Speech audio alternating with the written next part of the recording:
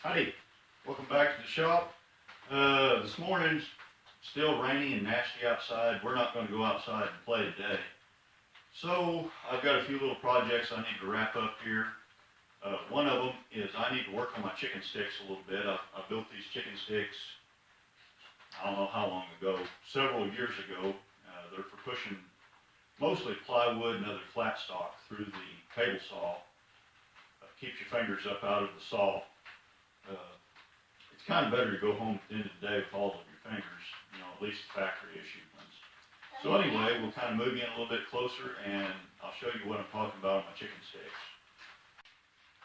Okay, so here's my chicken sticks. They are about 12.5 inches long, about 4 inches wide, and overall they're 3.5 inches tall. I built these years ago. This will be about the third set of surface that I've put on them. Now, what I use for the surface that you're actually pushing with is just Celotex ceiling tiles.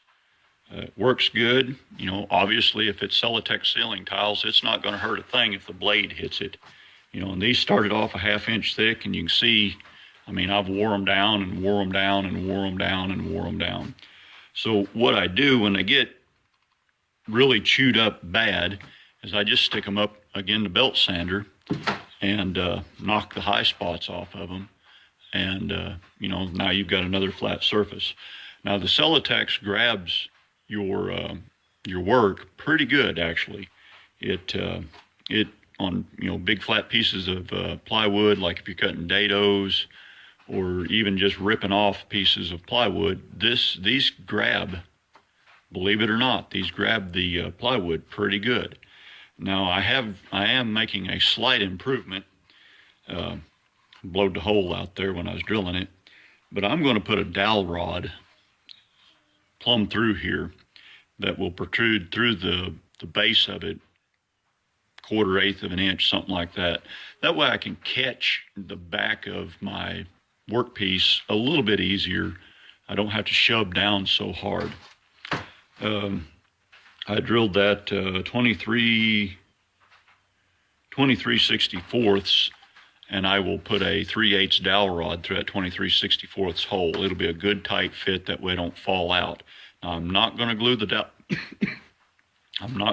dowel rod in it. I'm just going to put it in there, and it'll be a good snug fit. If I needed to knock it up out of the way, I can just tap it up out of the way. If I need to knock it down a little bit further, I can just put me a drift or a nail or something in there upside down and knock her back through. So let's get this old stuff off of here. Okay, a little change of plans. I was going to do this on the belt sander, and I absolutely destroyed a belt. These had boiled linseed oil put on them right after I made them, and it is soaked down into this to the point that it's just gooey gum. And I think that might make it grip better, but it's murder on a belt sander belt. So this is just a frog out of an old hand plane. Old plane irons and old frogs make absolutely the best gasket scrapers that I've ever used. I've used the fancy snap-on ones, I've used the razor scrapers, I've used everything for scraping gaskets. And really, this works about as well, it works better than anything. So I'm just going to scrape this off as much as I can scrape it off, and then I'll take my old Sargent plane, and we'll just hit that a few licks with Sargent plane and take her on down.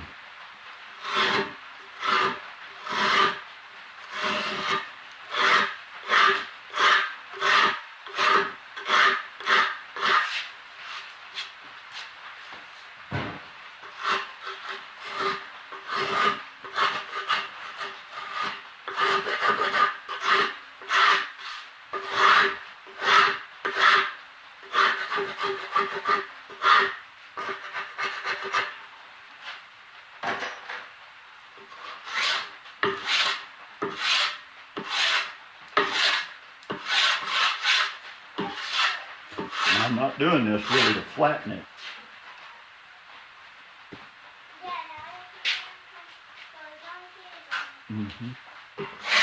I'm doing this to get all the old cruddy glue off of it.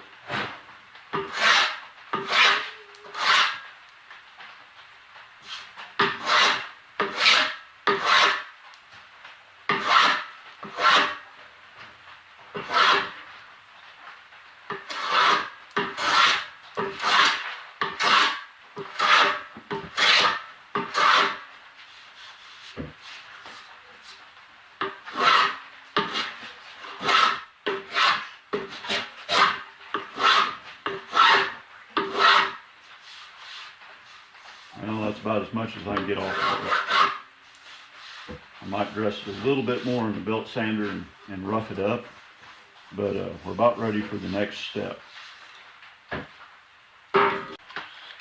Okay, so here we go. This is after I sanded on it a little bit after I got done with the planer. You can see that I don't know if that's old glue or if that was part of the boiled linseed oil, but it galled and it's nasty.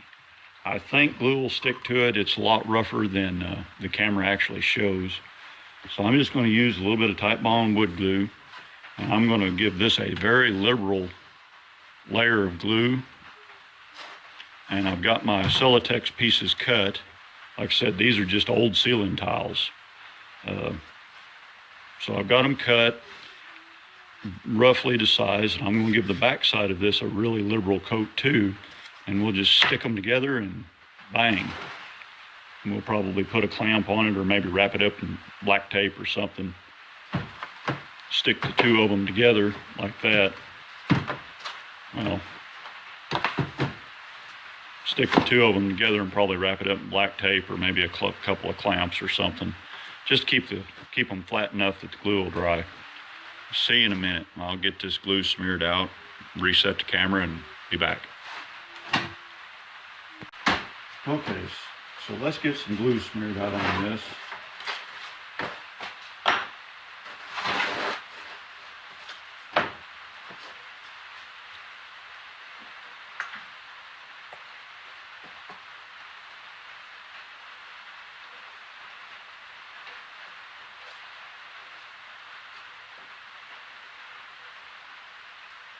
I guess I could use a brush to do this, but that would require thinking more than 2 steps ahead.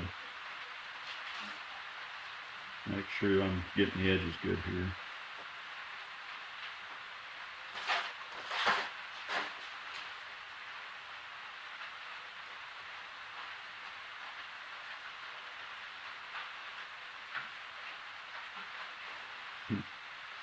Wash my hands off here and when I'm done. I've got a bucket of cold water laying over there. Kind of reminds me of a story here a while back. One of the old women at church, one of the widow women, preacher decided he's going to go out there and visit that widow woman. Well, wasn't nothing doing. He had to sit down, and have a sandwich or something. So he sat down. She brought him a sandwich out, and of course had it on the best plate she owned. A nice glass of tea, and had the whole shooting match there. So anyway, he was sitting there eating his sandwich, and he looked down at the plate. Well, there was a little bit of dried egg laying on the side of the plate. She said, "Well, I'm sorry, preacher." She seen him looking at that. Of course, he wouldn't have said a word, but she seen him looking. "Oh, I'm so sorry, preacher. That's the best cold water can do." Well, he didn't. He said, "Don't think nothing of it. I ain't worried about it." And directly went to get him a drink of tea. Well, there was some kind of old dried up goopy stuff there on the side of that old tea glass. And he set it down, and she seen him look at it. Of course, she was all embarrassed again. She said, "Oh, I'm so sorry, preacher. That's just the best that cold water can do." And, this whole time he's thinking, boy, this poor widow woman, we need to get the benevolence committee after her and see what we can do about getting her a water heater or something. He just, kind of felt sorry for her. She needed some help, thought. Well, anyway, after a while, they got everything to eat, got their sandwiches down, got their tea drank, had their biscuits and molasses for dessert. She said, well, you know, let me go clear that table. She picked up the dishes, walked over to the back door, whistled real loud, said, cold water, hey, cold water, here boy, here boy. Well, that was the best that old cold water could do. Here boy, here boy. So, I think we've got this glue smeared out about as good as I can smear it with cold water. Here boy, here boy.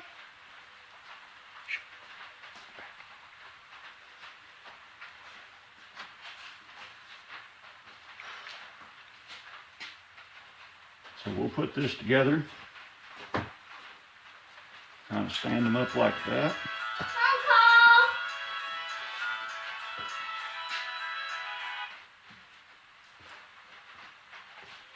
Kind of stand them up like that.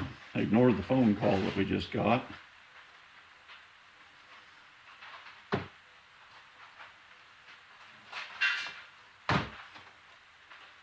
That old glue is real skaty until it starts setting.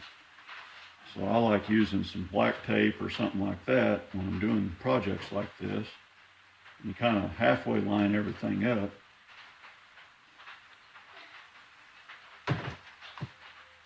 And I like using black tape better than any other kind of tape because it's got a little bit of stretch to it.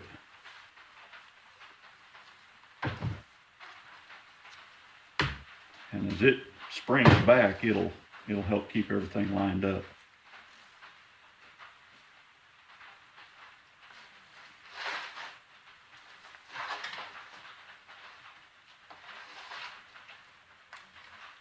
Land of Goshen, I got that smeared out everywhere.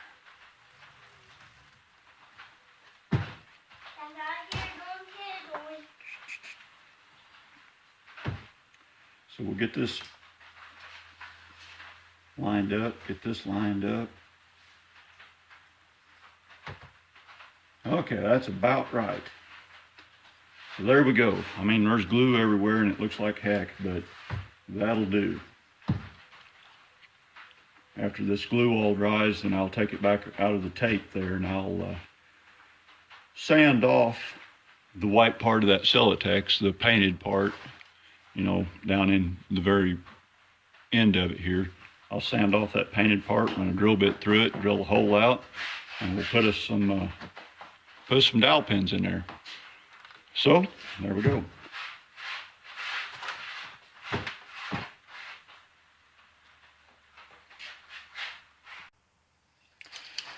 Okay, it's been a couple hours. I've already went town, got me a haircut, went on service call. I'm back, still raining outside. There's a big fat yeller cat roaming around in the yard. So now you're all up to date on the happenings here. So the glue's dried pretty good. Everything looks pretty good. That's pretty much what I expected. I'm gonna go kind of hit these sides up on the belt sander and hit the bottoms up on the belt sander and take this white stuff off. And we'll see what it looks like.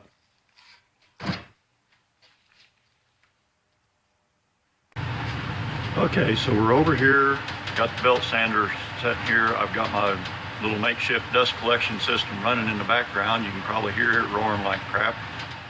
So we'll fire this thing up and sand some of the bottom off.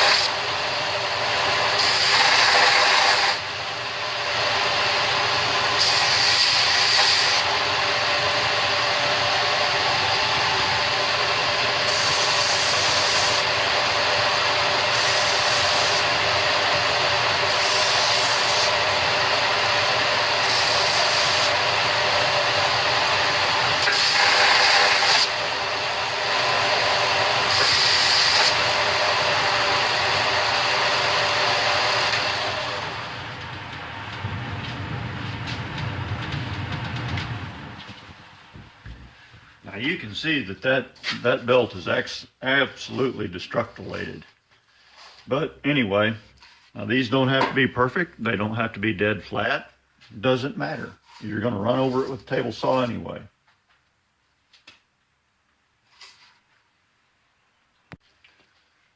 Okay, so now we're going to reach down in here and drill that hole out on the back side. I've already done one. My drill bit does go all the way down through there. Ew, gross. So here we go.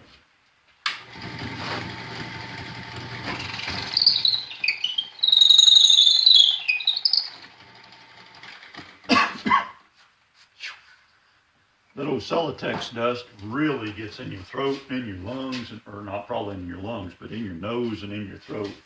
Bad. It's nasty, nasty stuff.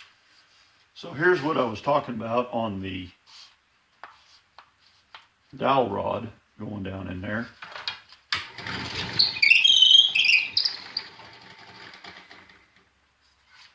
I just cut me off a piece of dowel rod about like that. And I think I'm going to there was some wet glue down in there, so I'm going to let that glue dry completely for a day or two, and then probably chase the hole again because I know there's some wet glue down in there. But I'll cut her off about there, and that'll just give me a little bit extra catch to catch on the edge of, edge of a piece of plywood or a 2x4 or 1x4 or whatever I'm ripping flat anyway. It'll just catch on the edge of it so that it's more secure. I may even take and put me a dowel through that far or something, an inch or something, through a little old 1/2-inch piece of plywood, and just put me a shelf back here that's detachable, something like that, that's doweled into this, removable, doweled into this. And then, if I'm ripping out stock out of 2x12s or 2x6s or something, I can push my cut piece and my waste piece at the same time with the same pad. I don't know. I'll just play around with it, see what it'll like. It'll actually push pretty good just like it is, just bare and naked. So anyway, catch you in a minute.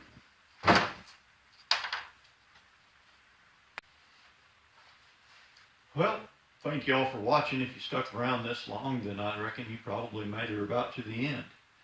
I'm pretty happy with our little project today. These turned out all right. They are what they are. This is one of those things that I built in the shop a long time ago, and I've used them a lot.